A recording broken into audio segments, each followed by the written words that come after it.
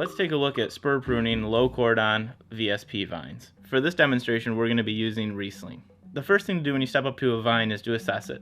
For the ease of demonstration, we've chosen an average size vine. When pruning the low cordon spur pruned vines, we're always trying to work the spurs down as low as possible.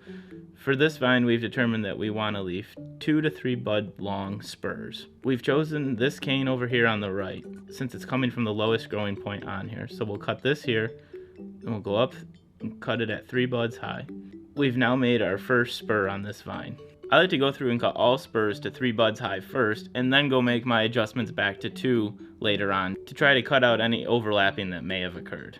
So now that we've made our first spur, we can continue making spurs through the rest of the vine. As I said, we want all spurs to be about 2 to 3 buds long, so I'm just going to go along selecting my spurs to be at the lowest point possible through the whole vine. As you can see, this is a pretty fast process compared to other types of pruning. It's always a good idea to cut brush out rather than rip it out. You can risk damaging the buds on the spurs that you're looking to retain for next year's growth.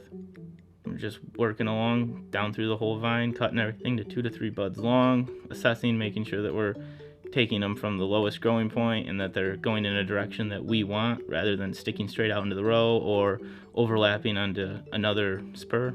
Sometimes you notice that you tend to run into material from the vine next to you. It's fine to cut that just to get it out of the way, but make sure that you're not limiting yourself on decisions for later or cutting away anything that you might need for that other vine. So if you're gonna spur anything, make sure that it's 4 to 5 buds long before you cut it, just so that it's not too short.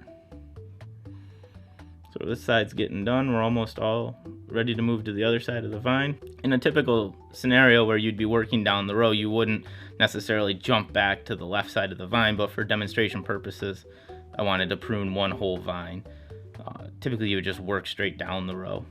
So now I'm just going to move to the other side and prune it exactly like I did this side. 2 to 3 bud spurs, making sure that I'm always taking the spur for this year from the lowest growing point from last year. As you can see here, we have some overlapping going on where I was forced to make a spur for this year's growth a little bit higher than I would have liked, and it actually is overlapping with another spur that I've chosen to leave. So I will go back through and cut the right spur down to about 2 buds long, eliminating the overlapping that will occur here. Here's a nice completed 3 bud spur.